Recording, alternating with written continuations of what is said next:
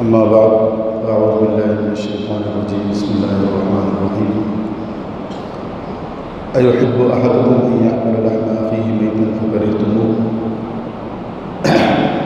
قال النبي صلى الله عليه وسلم الغيبة أشد من الزنا أو كما قال رسول الله صلی اللہ علیہ وسلم۔ نبی کریم صلی اللہ علیہ وسلم نے اپنی امت کو جو تعلیم دی ہے وہ تعلیم یہ دی ہے کہ کون سی صفات ایسی ہے جو اپنے اندر پیدا کرنے کی ہے اور کون سی صفات ایسی ہے جن سے بچنے کی ضرورت ہے اور وہ بری صفات ہیں۔ تو ان میں سے ایک صفت آپس میں ایک دوسرے کی برائی کرنا، پیٹھ پیچھے ایک دوسرے کی برائی کرنا، یہ صفت ایسی ہے کہ اس کو اللہ تبارک و تعالیٰ نے تو یہ فرمایا وَلَا يَغْتَبْ بَعْضُكُمْ بَعْضًا، تم میں سے بعض کی غیبت نہ کریں۔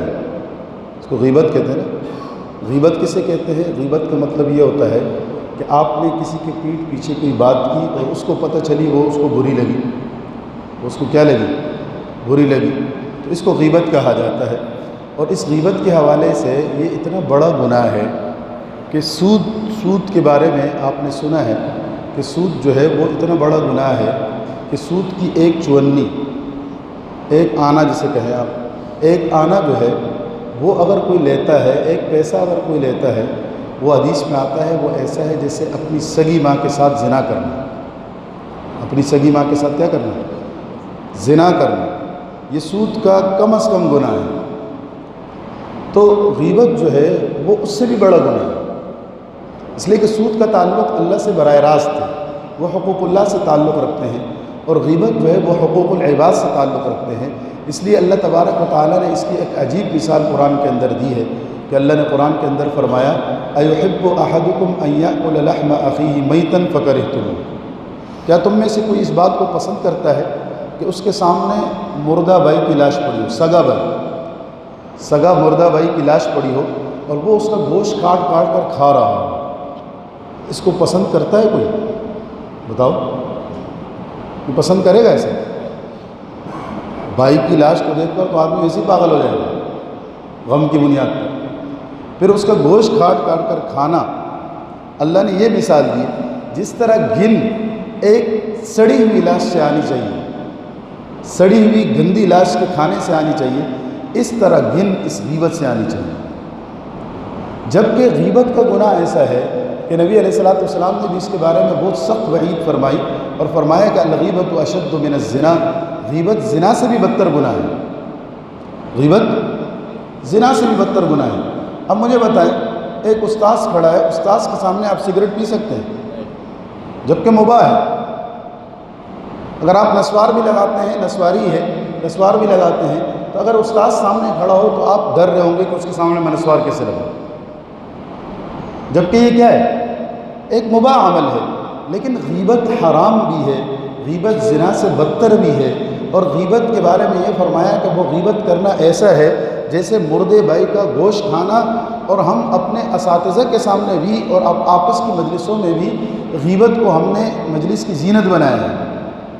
جس مجلس میں غیبت نہ ہو اس میں مزہ ہی نہیں آتا، ایسا ہے یا نہیں؟ جس میں غیبت نہ ہو اس میں مزہ ہی نہیں آتا۔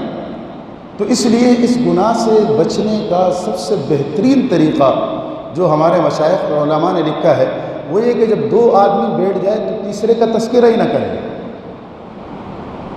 دو آدمی جب آپس میں بیٹھ کر بات چیت کرے تو تیسرے کا ذکر بولو نہ کریں، نہ اچائی کے ساتھ نہ برائی کے ساتھ، کیونکہ شیطان کے جال سارے کے سارے وہ نورانی ہیں نا، وہ نورانی طریقوں سے لوگوں کو گھیرتا ہے۔ وہ کس طرح؟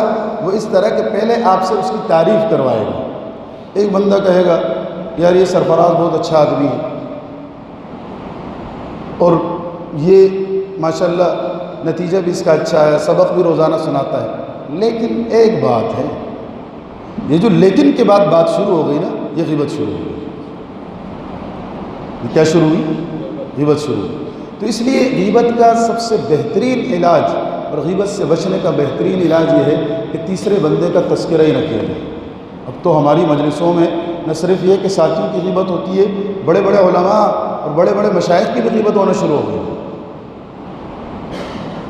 بڑے بڑے علماء اور مشائخ اکابرین کی بھی ہم غیبت کرتے ہیں. اس لیے تو حدیث میں آیا ہے کہ قیامت کی علامات میں سے یہ ہے کہ یہ جو بعد والے لوگ ہیں یہ پہلے والے لوگوں کو گالیاں دیں گے. بعد والے لوگ پہلے والے لوگوں کو برا بلا کہیں گے, سب کو شتم کریں گے. ان میں سے ایک تو صحابہ کو گالیاں دینا مراد ہے, اور دوسرا یہ ہے کہ یہ جو ہم بعد والے ہیں, چھوٹے لوگ ہیں, ہم اپنے بڑے علماء اور اکابر کے بارے میں اس طرح کی باتیں کریں گے تو یہ تو اکابرین کی غیبت ہے. اور میں نے کل دور حدیث میں بھی ایک بات کہی, میں نے کہا بعض ہمارے اکابر ایسے ہیں اگر ان کی آپ نے غیبت کر لی تو اللہ کو برداشت نہیں ہوگا, اللہ ان کی وجہ سے شاید جہنم میں ڈال دے. یاد رکھنا, کیونکہ اللہ کے ولی کے ساتھ جو بھڑتا ہے اور لڑتا ہے تو اللہ کی طرف سے اس کے لیے اعلان جنگ ہو جاتا ہے. تو اس لیے خدا را آپ کا جس تنظیم سے بھی تعلق ہو, جس جماعت سے بھی تعلق ہو, دوسروں کے لیے وسعت رکھے, وسعت ظرفی رکھے. اور دوسروں کے لیے جب وسعت ظرفی رکھیں گے آپ یہ سمجھے کہ مجھے یہ تمام کام کرنے چاہیے. تبلیغ کا کام بھی مجھے کرنا چاہیے, جہاد کا کام بھی مجھے کرنا چاہیے, صحابہ کی دفاع بھی مجھے کرنا چاہیے, ختم نبوت کے لیے بھی مجھے ہی کام کرنا چاہیے, مجھے مدرس بھی ہونا چاہیے, مجھے ایک طالب علم بھی ہونا چاہیے. یہ تمام کام میں نے کرنے تھے. کس نے کرنے تھے؟ ہم نے نہیں, میں نے کرنے تھے. لیکن میں ایک کام کر سکتا ہوں, میں یا مدرسے کا مدرس ہو سکتا ہوں, یا میں جہاد کی تنظیم میں کام کر سکتا ہوں, یا یہ کہ میں صحابہ کی دفاع کی تنظیم میں کام کر سکتا ہوں. تو صحابہ کی دفاع سبھی کرتے ہیں, لیکن ان کی تنظیم میں کام کر سکتا ہوں. لیکن ایک کام آپ کریں گے باقیوں کے لیے, باقیوں کو اپنا معاون سمجھیں گے. کیا سمجھیں گے؟ اپنا معاون سمجھیں گے تو آپ کسی کی غیبت نہیں کریں گے. اس لیے ایک چھوٹی سی نصیحت ہے, لیکن وہ اس پر آپ عمل کریں گے تو وہ عمل بہت بڑھیا ہو جائے گا آپ کے لیے, آپ کی زندگی کے لیے, اور وہ بہت بڑا سبق ہوگا کہ کسی بھی کام میں دخیل نہ بنے, کفیل بنے. کسی کے کام میں دخیل نہ بنے, کیا بنے؟ کفیل بنے. اگر آپ ان کی کاموں میں مداخلت نہ کریں, ان کے کاموں پر اعتراضات نہ کریں, یار سارے دین کا کام ہی کر رہے ہیں نا, بولو سارے دین کا کام کر رہے ہیں نا.